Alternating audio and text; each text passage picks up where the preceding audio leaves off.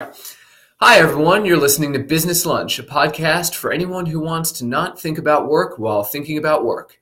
We discuss some of the biggest issues facing the wide world of business management today. What else do we do, Jim? We talk about lunch. Talk about lunch. Okay, welcome to another episode. Today we're going to talk about the power of being nice. What does it mean to be nice in business, and why should you be nice? Fitting with our theme of being nice, we're going to talk food and discuss what we think is the nicest food you can give to someone as a gift, and we'll talk about why. So, okay, let's get right into it here. We want to talk about niceness. It's important to be nice. So here's the kind of framework for this. In business, I think we traditionally associate meanness with intelligence or ability. So, in other words, the boss who yells usually knows better than you. May not be true, but it's what we tend to think. We might not like the style of meanness, but on some level, maybe we admit to ourselves, well, this person must be right. They sound authoritative. They sound, short and to the point and everything. So, okay, guys, what's the problem with this way of thinking that intelligence equals meanness? I mean, the simplest thing is just simply not true. I mean, the person could be mean for a number of different reasons. I mean, it could just be arrogance in general, and that they're looking down on because they feel that the person is beneath them, or they could be mean because the exact opposite is the fact they realize people are smarter than them and they're insecure and they're taking it out on the people around them. So I think it's just as much could be one as the other, or anything in between, really. Yeah, I'm with you on that. Also, they talk about, you talked about intelligence and ability. A lot of times they talk about kindness being a sign of weakness as well. So it even goes beyond that, right? Nobody wants to be nice because you don't want to be a weak person, right? You want to be a person of strength. Absolutely. And I think that has it fits right into this as well. And I think that's a lot of old school thinking, right? I mean, I'm talking old school. So 50, 60 years ago, I think. And I think that's transitioned to change today to actually being nice. And there's some great things about being nice that work for the workforce today. So yeah, I mean, I agree with Will on that, but I also want to caution that it was always thought of as a term of weakness. And I think it's more of a sign of strength, being able to have that kindness, niceness, compassion. Because, I get what you're saying, because, as a manager, you have to be able to draw the line between where your authority begins and, being nice as a person. You don't want to blur the line. So you feel you have to be mean in order to show that, no, look, there is a difference. You have to listen to me in order to accomplish what we need to do. So you even have some managers who are probably really mean at work, during work, and then you go out after them after work, and they can be completely normal and fine because they're out of that work setting too. That's true too. I mean, you can lead by fear, right? And some people do that, and maybe they do okay, right? And I think that's a scary path to go down is by fear, because now you have people working for you that do so out of fear and not be out of love of doing the work and what they do. And I think, one of the things I've read in all over the place is that good people leave their boss. They don't leave a company, right? Correct. And that's the fear. You're losing good people. So if you've got a bad boss or somebody who's always yelling and instilling fear as a management style instead of, being nice, compassion, showing that you care about people, you wind up losing very good people. And what does that do to the company at the end of the day? So. Do you guys think that people make worse decisions out of fear? They're afraid of what their manager, the way they're putting something to them, and they have to make a decision. I think worse than that, they don't make a decision out of fear. Yeah, I think that is a much better way to do it. That scares me, right? Is they're not empowered to make the decisions to help the organization, right? So like in our organization, for example, we have our beliefs. And those should drive our decision making, right? And so that's really what should happen. So if you have those beliefs and you empower your people, then they'll make those decisions rather than through fear. Because fear, you could make no decision, or you're going to make a very quick decision out of fear of taking too long or doing some things and getting yelled at, and all that could just be terrible at the end of the day. Yeah, it's a great point. Let's flip this to customer service. So in customer service, how is being nice an advantage? Maybe this is an obvious question, but I think it's worth talking about. I mean, I think being nice is great because, one, the nicer you are, the harder it is for your customer to be mean to you. Not always the case, but by being nice, you lessen that ability for even some of the moderate people to be mean to you. And these people are more likely to accept some type of compromise than by you just starting off as a standoffish behavior. Mm-hmm. If you take that advantage of take that standpoint of not being nice, that other person might not stop until they get everything they want, because they don't care about you. Mm-hmm. They will put you through the ringer to get what they want. But once you identify yourself as a human, they may not want to do that to you per se. Yeah, I mean, you know, the scary thing is you have somebody, and let's assume this customer service is inbound calls, and you've got somebody that's very agitated, probably, right? They're upset, they've got something, and one of the best things you can do is first of all, just be nice, understand their situation, and I think that might bring them down a level from where they are, right? So you can have a civil conversation with them and see how you can help them. So, you know, I mean, it's paramount in customer service to be nice. Let me tell you a quick story. So the other night I had to get my car towed. So I had to call AAA. And let me tell you something. Their AAA center gets like a 2 from me. Because when you always hear that thing about you can tell how people are like by just their voice on the phone. Oh, yeah. This person on the phone sounded like they hated their job. And they just were going through the motions, like, how can I help you? Okay, where are you? You know, like, why are you at work? You know, pep up, be nice, be happy. You know, somebody's stranded on the side of the road, and you sound like, you know, you're doing them a favor by picking up the phone.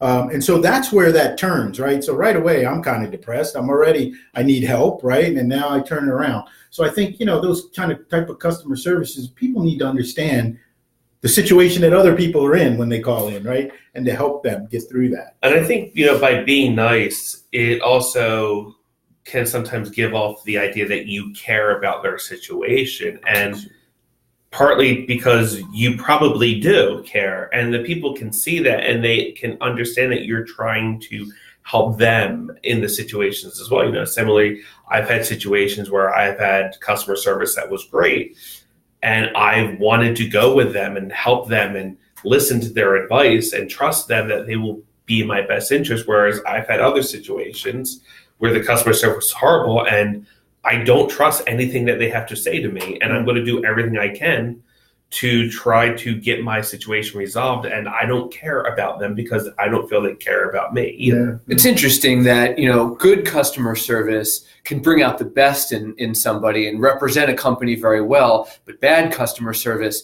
tends to bring out the absolute worst in both the person calling and then the person on the other end of the call. It could go really poorly. Yeah, I've heard some crazy stats like, you know, when somebody has a great experience, they tell 1 or 2 people. But when they have a bad experience, they tell 15 people. Oh, without a doubt. Right? So that increases right out of the gate. But, you know, at the end of the day, being nice, it just feels good. It feels good to me when I'm nice to people, right? And that also uplifts my mood as well. So it feels good. So on that note, let's get to our lunch portion of business lunch. So here's the question. What's the nicest food you can give someone as a gift and why? Ooh. Yeah, this is a tough one because, you know, the first off is, am I giving it to you a gift like wrapped under the table or wrapped under the tray and giving it to you as a gift?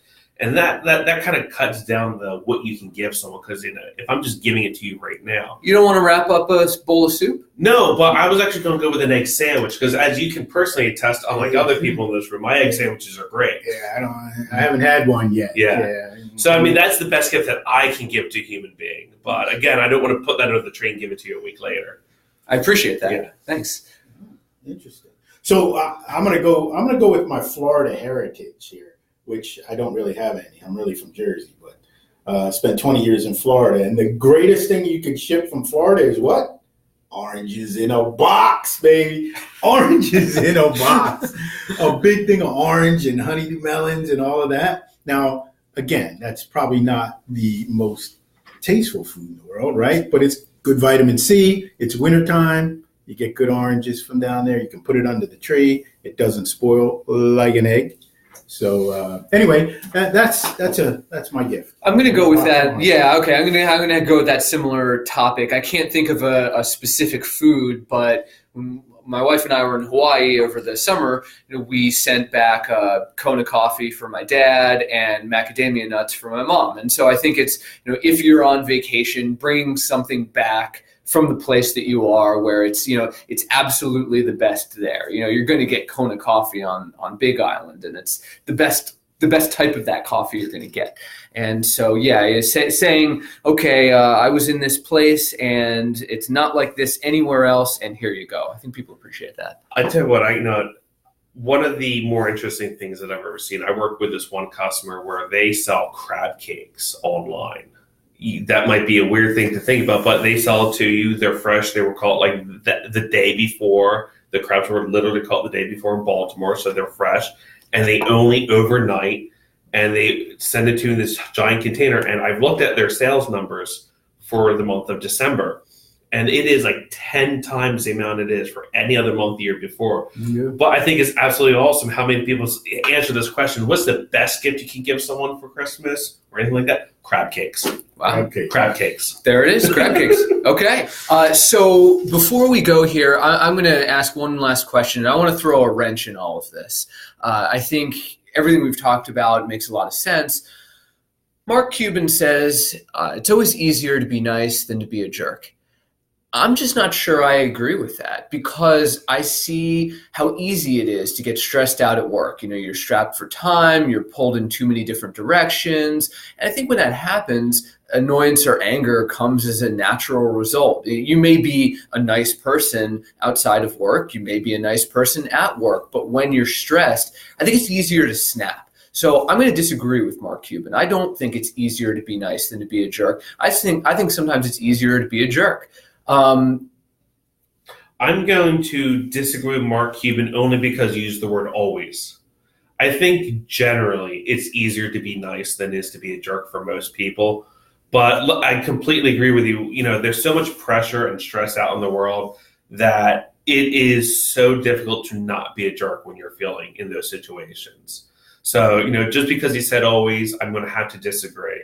Because sometimes it is so much easier just to be that jerk. And with that in mind, we're stressing the idea of being nice. Yes. So let's share a tip that we may use ourselves to redirect the anger we might feel to kindness. What do we do? Wow. Well, just in general. So just to comment on that, I'm probably more with Mark Cuban. Mm-hmm. I feel like it's so much easier to be nice than mean. I feel better. I try to make the other person feel better. So for me, most of the time, I lean more the other way on that. And then what was your next question? Oh, just a tip that when you start to feel that anger, I can't say I don't get angry, because I've gotten angry. We all do. But lately, the last 2 months, I've been exercising in the morning. And I got to tell you, a world of difference. I'm already fairly a happy person, but even exercising gives me that extra level of energy and upbeat, and I'm ready to go. So for me, it's just a little exercise. And I'm telling you, I started, walking a half hour, then I started walking an hour and a half, and then running a little bit with that. It just increased everything. And I feel, I'm ready to go, happy, upbeat. So that's my tip. My tip is if you're not exercising and getting out there, do that. It just frees up everything, gets the blood flowing, and you just gotta, you start your day off feeling really good. And maybe that continues throughout the day. I think it's a good point. What we feel in our lives, we're likely to bring into work. It's hard to check all of that stuff at the door. Mm-hmm. What about you, Will? My biggest thing is just always take a look at things from other people's perspective. That's what I try to do each day, every day, as a consultant, that's what I need to do as my job. And I was like, why would you want this? Well, let me try to figure it out. And why are you asking me for this question? Or why are you asking me to do something? There's probably a reason for it. So let me just put myself in your shoes, understand what you're doing, and let me just be my nicest and help it because you're trying to accomplish something. So let me help you do that. I think it takes a team mentality. I try to remind myself in moments of shortness or annoyance or anger that I'm part of a team and all of us are working together on trying to accomplish something. So me being angry or not reacting the way I want is ultimately a poor reflection on me, not on a job that anyone else is doing. Yeah. And teamwork is really the answer. And if you want to be a good team, then you have to show that respect and understanding and patience with other people as well. Absolutely. Okay. Yeah. All right. So this feels good. This is a very positive episode. They've all been positive, but this one is about positivity. So very nice. Okay. Well, thanks everybody for listening. Please remember to subscribe to our channel. Go ahead and review this. We'd love to hear what you're thinking and tune in for the next episode, which we'll do very soon. Awesome. Great. Thank you, everybody.